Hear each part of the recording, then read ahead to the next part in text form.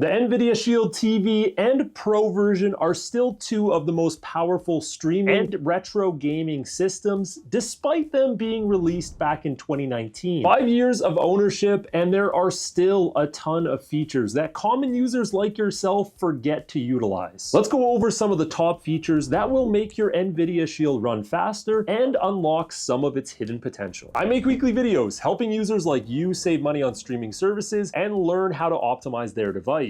If you enjoy this kind of content, hit the subscribe button right down below. AI upscaling was a huge feature that when the Nvidia Shield first released had a ton of buzz. There was numerous videos stating how this feature completely removes the need for 4K Netflix. Let me tell you how it works. This takes lower resolution content and upscales it closer to your TV's actual resolution. To toggle this, users can go to Settings, AI Upscaling, and from here you can easily toggle on AI Enhancement and even change the degree of detail that is featured. I highly suggest toggling on Demo Mode. With this, you can press that 3 horizontal line button on your remote and quickly toggle it on and off. If you hold that button down, you're gonna activate a slider that appears on your TV. One side will show the old original resolution, the other one will show AI Upscaling. This is a pretty cool feature, so you can actually see how well it works. Now, a lot of people just forget about this feature or maybe accidentally turn it off. But man, this is one you want to have on. It really does make a huge difference, and you can see it from the footage alone. Now, it does have a few limitations. If the video resolution is less than 480p, has a frame rate higher than 30 Hertz, or has RGB content space, then this will not work. I really grew to like the newly designed Nvidia Shield TV remote that came with the 2019 version. It has a weird shape, but it just tends to fit the grooves of your hand perfectly. What if I told you there's a better way to control your Nvidia Shield? The Nvidia Shield TV app allows you to easily control your device with your phone. To install, go to your phone's app store, search up Nvidia Shield TV, and install the app that looks like this. When you're ready to use it, go to your Nvidia Shield TV, pull out your phone, open up the app, and if your device is on the same internet connection, it should be a really easy setup process. This allows you to control your Nvidia Shield TV in a bunch of different ways. You can use this really handy touchpad that puts a little mouse on the screen and even allows you to scroll up and down the page with 2 fingers. Or there's a D-pad where you can just use a simple left, right, up and down control. On the main menu, you're gonna have all of your installed apps listed. This is going to be the quickest possible shortcut to open up anything you want to use. The keyboard remote function is probably my favorite. If you're searching a URL, you can just type it in on your phone, or if you have a really complicated password, no more having to use the virtual keyboard, just use your phone. Overall, just a really useful feature that's going to make navigating your device easier than ever. Unlike in the past where Nvidia has released a special 500 gigabyte version,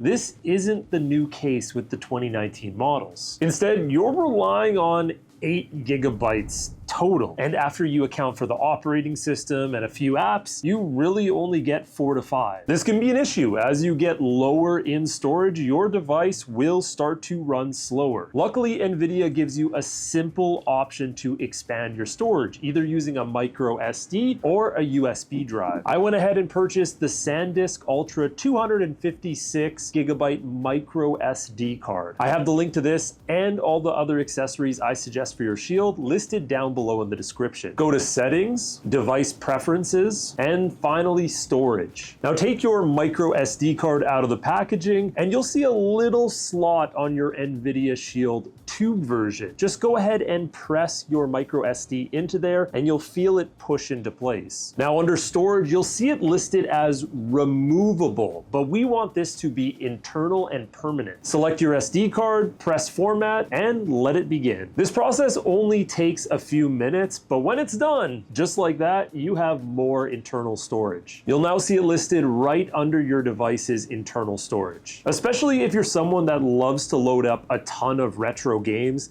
This gives you a great option without having to have a separate external hard drive plugged into it at all times. Developers Options is a hidden menu that can give you a ton of extra customizable options and speed performance changes for your Nvidia Shield. To activate this hidden menu, head to Settings, Device Preferences, and click on About. Now scroll all the way down until you find Build, hover over top, and press on that 5 times. Eventually, it's going to say you're a developer. Now to access that menu, press back once to get to Device Preferences and scroll all the way down. You're now gonna find an extra menu called Developers Options. If you scroll about halfway down, you're gonna find something called Animator Duration Scale. This is a handy one that adds more or less time when you're transitioning from window to window. For example, when we move it to 2x, you're gonna see how much slower that window closes. This is basically a transition effect. Usually it comes at 1x on your Nvidia Shield, but watch what happens when you turn it off. Suddenly navigating through the different windows in your settings menu is that much quicker. But that's not all. There's a bunch of settings to make your device run faster, such as background processes. This is how many different apps your Shield will leave open while still able to use another one. So you could have this set all the way to one background app, which would in turn make the app that you're on currently run a little bit faster, as your device can use all its processing power there. But there are so many settings like this that can just make your device run so much better, but I'm gonna have to make a full complete video just for that. There are thousands and thousands of apps available directly in the Google Play Store. The issue? There are even more apps you can install that aren't just available in the Google Play Store. This could be for a number of reasons. For instance, the app just might not have passed Google's approval testing, or maybe the developer doesn't want it in an app store and just wants to offer it completely free. Well, because the Nvidia Shield runs an Android-based system, that means we can install any APK on it from a process called sideloading. There are 2 main ways to do this, but we're gonna focus on the easier one. First, head to the Google Play Store and download an app called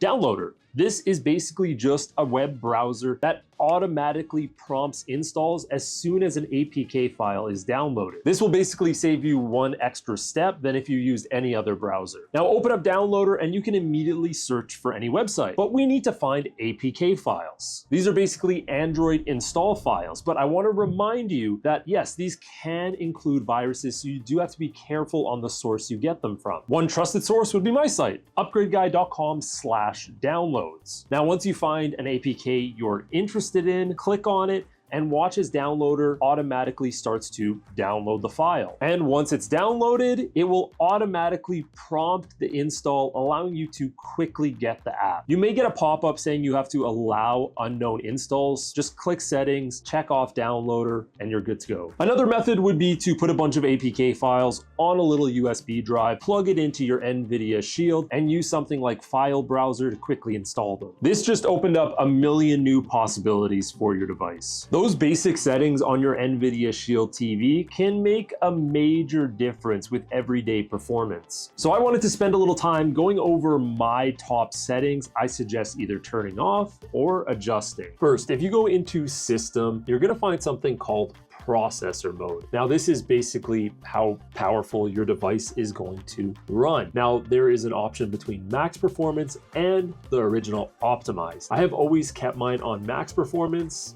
and have really never had any issues. So I just suggest leaving it on that one. And if you're gonna run max performance, don't forget to change your fan mode to cool instead of quiet, just to make sure you get that little extra air moving through it. Now select the screensaver section. You can completely adjust how often your screensaver turns on. Right now, mine is set to 5 minutes after inactivity. That's not a lot of time. You might go get some popcorn in between a movie, and you don't want your movie to get turned off, having to log back in. Set yours to at least 30 minutes. This way you're still saving power, but at the same time, it's not quickly turning on for you. And on that note, we can also adjust some energy saver settings. So there's something called turning off your display. This is when your display is going to turn off during inactivity. So you can set yours to whatever you want here. I think 20 to 30 minutes is a really good area. But you can also allow turning screen off during media playback. So if you're completely inactive, if you fell asleep, this is a really good option, especially if you're somebody that falls asleep to shows all the time. Accessibility has a crazy amount of options